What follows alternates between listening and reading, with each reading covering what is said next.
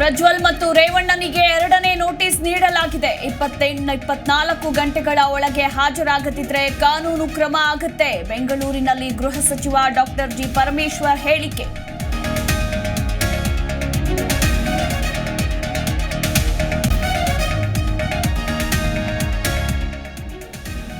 A1 ಆರೋಪಿ ರೇವಣ್ಣಗೆ ಇವತ್ತಾದ್ರೂ ಸಿಗುತ್ತಾ relief? ಕೆಲವೇ ಕ್ಷಣಗಳಲ್ಲಿ ಜಾಮೀನು ಅರ್ಜಿ ವಿಚಾರಣೆ. ಜನಪ್ರತಿನಿಧಿಗಳ ವಿಶೇಷ ಕೋರ್ಟ್ನಲ್ಲಿ ವಾದ ಪ್ರತಿವಾದ.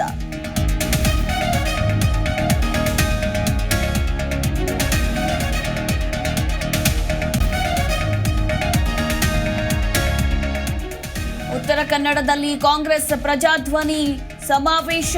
ಸಿಎಂ ಸಿದ್ದರಾಮಯ್ಯ, ಡಿಸಿಎಂ ಡಿಕೆಶಿ ಜಂಟಿ ಮತ ಶಿಕಾರಿ. ಮುಂಡಗೋಡ, ಕುಮಟಾದಲ್ಲಿ ಮತಯಾಚನೆ.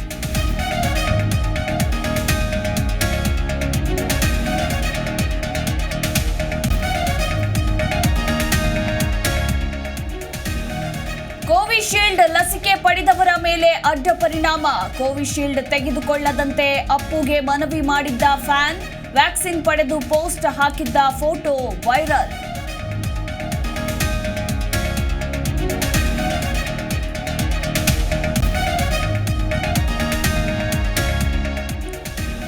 ಮನೆಗೆ ಆಕಸ್ಮಿಕ ಬೆಂಕಿ ತಗುಲಿ ಬೀದಿಗೆ ಬಿದ್ದ ಕುಟುಂಬ. ಬೀದಿಯಲ್ಲೇ ವಾಸ ಮಾಡುತ್ತಿರುವ ಮಹಿಳೆ ಮತ್ತು ಮಕ್ಕಳು.